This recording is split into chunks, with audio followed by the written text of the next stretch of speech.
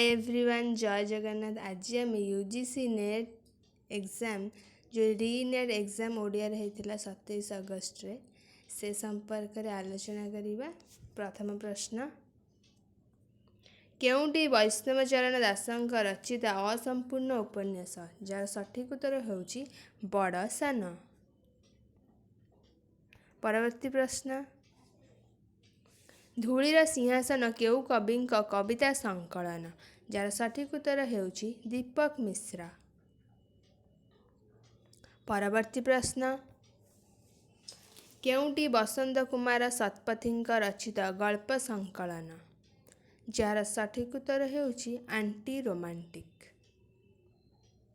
परवर्ती प्रश्न, आनंद और आलोक कहानीर रचयिता किए जार सठिक उत्तर होउची मनोज दास। परवर्ती प्रश्न, नीलाद्रि महोत्सव ग्रंथर रचयिता किए जार सठिक उत्तर होउची लोकनाथ विद्याधर। परवर्ती प्रश्न, इमेजिज्म प्रवक्ता किए इमेजिज्म बादर प्रवक्ता किए जार सठिक उत्तर होउची टी ह्यूम। परवर्ती प्रश्न,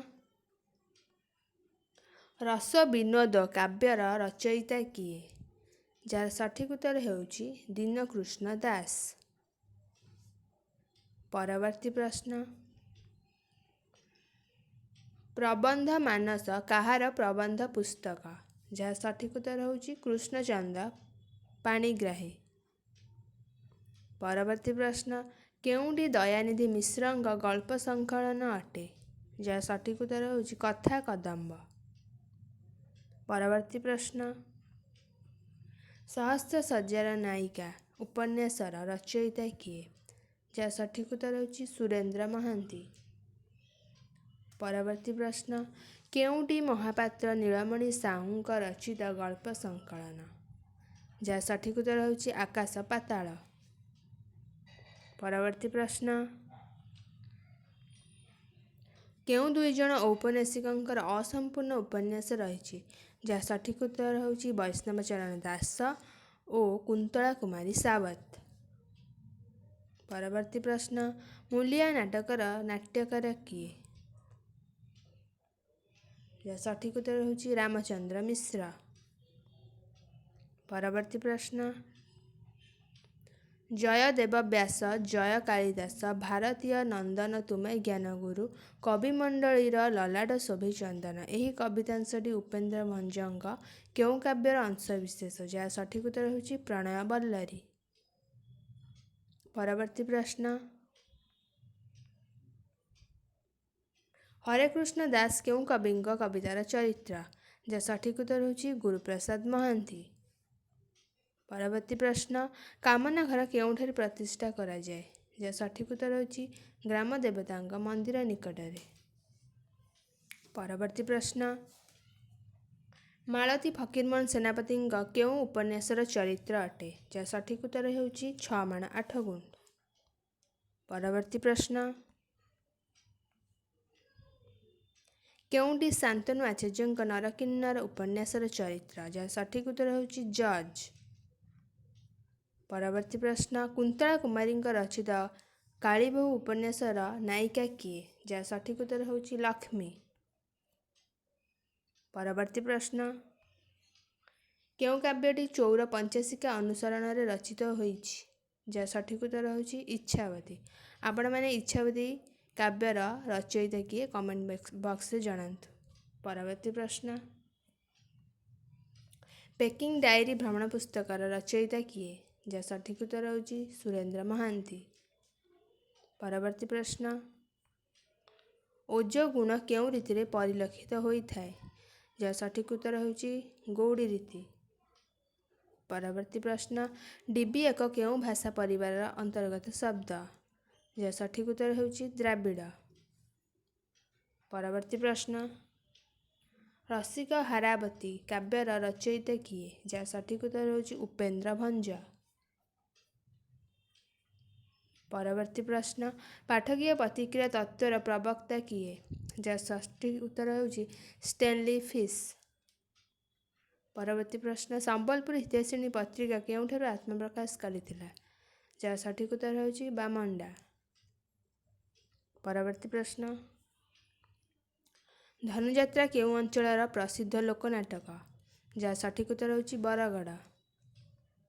ପରବର୍ତ୍ତୀ ପ୍ରଶ୍ନ ୱିଲିୟମ୍ ସେକ୍ସପିୟରଙ୍କ ଟେମ୍ପେଷ୍ଟ ନାଟକର ଅନୁସରଣରେ କେଉଁ ନାଟକ ରଚିତ? ଯାହା ସଠିକ୍ ଉତ୍ତର ହେଉଛି ଝଡ଼। ଏହି ଝଡ଼ ନାଟକର ରଚୟିତା କିଏ? ଆପଣମାନେ କମେଣ୍ଟ ବକ୍ସରେ କମେଣ୍ଟ କରନ୍ତୁ। ପରବର୍ତ୍ତୀ ପ୍ରଶ୍ନ ରମାକାନ୍ତ ରଥଙ୍କ କବିତା ସଂକଳନର ସଠିକ୍ କ୍ରମ ନିର୍ଦ୍ଧାରଣ କର। ପ୍ରଥମେ ସନ୍ଦିଗ୍ଧ ମୃଗୟା, ଦ୍ୱିତୀୟରେ ସଚିତ୍ର ଅନ୍ଧାର, ତୃତୀୟରେ ସୀମାନ୍ତବାସ ଏବଂ ଚତୁର୍ଥରେ ସରଳ ହୃଦଗଣିତ।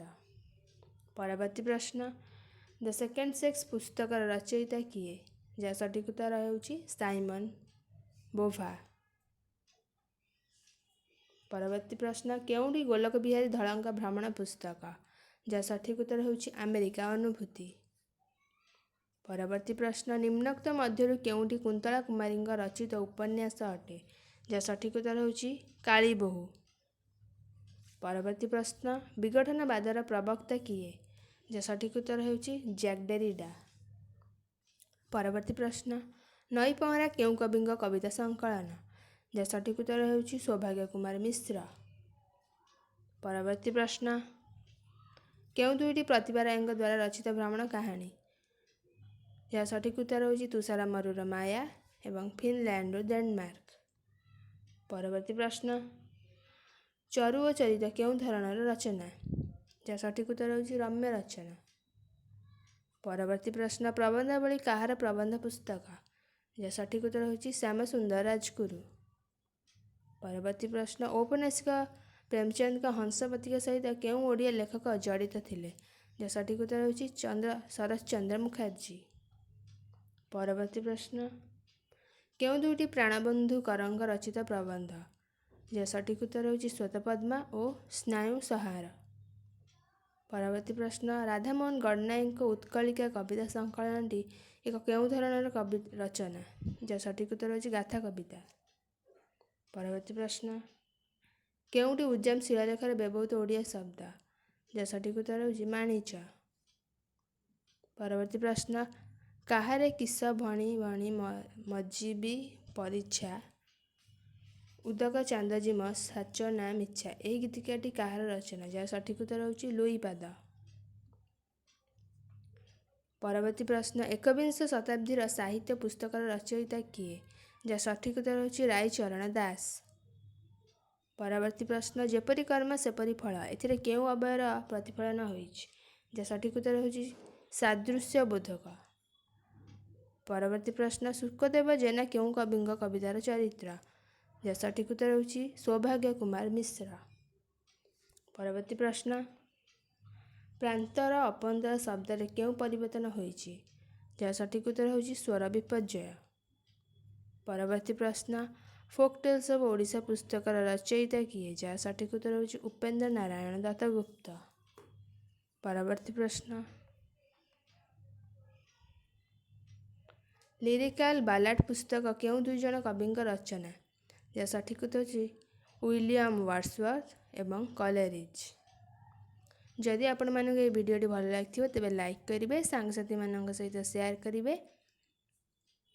ଯଦି ଚ୍ୟାନେଲରେ ନୂଆ ଅଛନ୍ତି ସବସ୍କ୍ରାଇବ୍ କରିବେ। ଧନ୍ୟବାଦ। ଜୟ ଜଗନ୍ନାଥ।